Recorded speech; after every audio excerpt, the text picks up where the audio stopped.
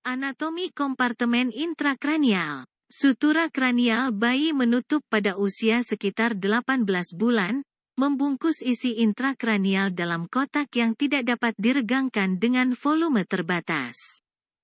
Isi intrakranial meliputi jaringan otak, sekitar 87%, di mana 77% adalah air, CSS, sekitar 9%, pembuluh darah, sekitar 4%, dan meninges, dura, arachnoid, dan pia yang menempati volume yang dapat diabaikan.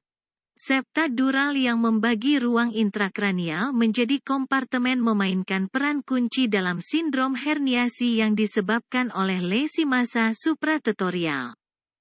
Valg cerebri, gambar 1.2 dan 1.3, memisahkan kedua hemisfer cerebral oleh dens dural leaf yang ditambatkan ke sinus sagittal superior di sepanjang garis tengah cranial valve.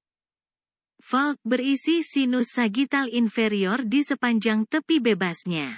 Tepi bebas valg biasanya terletak tepat di atas corpus callosum. Cabang perikalosal dari arteri cerebri anterior juga berjalan di dekat tepi bebas valg.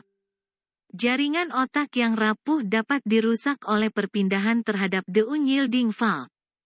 Misalnya, selama cedera kepala yang parah, perpindahan otak yang hebat dapat menyebabkan contusio corpus callosum. 26 lesi massa di satu hemisfer dapat menggantikan gyrus cingulata di bawah valve. Herniasi ini dapat menyebabkan peregangan cabang arteri perikalosal dan mengakibatkan iskemia atau infark pada gyrus cingulata. Lihat herniasi Falkin, gambar 1.2.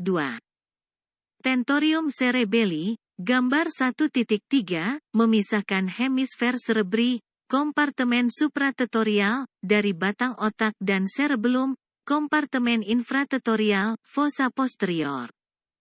Tentorium kurang fleksibel dibandingkan valg karena lamina dural fibrosanya teregang melintasi permukaan fossa medial dan ditambatkan pada posisinya sekitar 3/4 dari luasnya, lihat gambar 1.3. Ia menempel di anterior pada ridge petrosa dan processus clinoideus posterior dan secara lateral ke os occipital di sepanjang sinus lateral. Memanjang ke posterior ke medial tentorium dari processus clinoid posterior adalah pembukaan semioval besar, incisura atau tentorial notch, yang diameternya biasanya antara 25 dan 40 mm mediolateral dan 50 dan 70 mm rostrocaudally.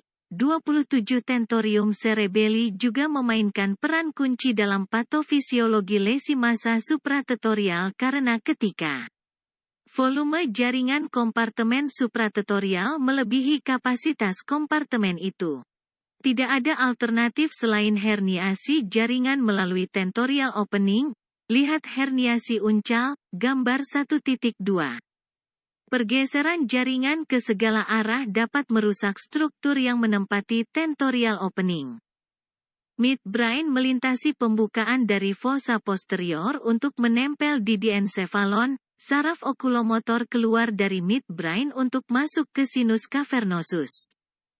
Bagian superior dari vermis cerebellar biasanya melekat erat pada permukaan midbrain dan menempati bagian posterior dari muara tentorial. Cisten quadrigeminal, di atas lempeng tektal midbrain. Dan cisterna peduncularis dan interpeduncularis di sepanjang dasar midbrain memberikan fleksibilitas. Mungkin ada pergeseran jaringan yang cukup besar sebelum gejala muncul jika lesi massa berkembang perlahan, gambar 1.2.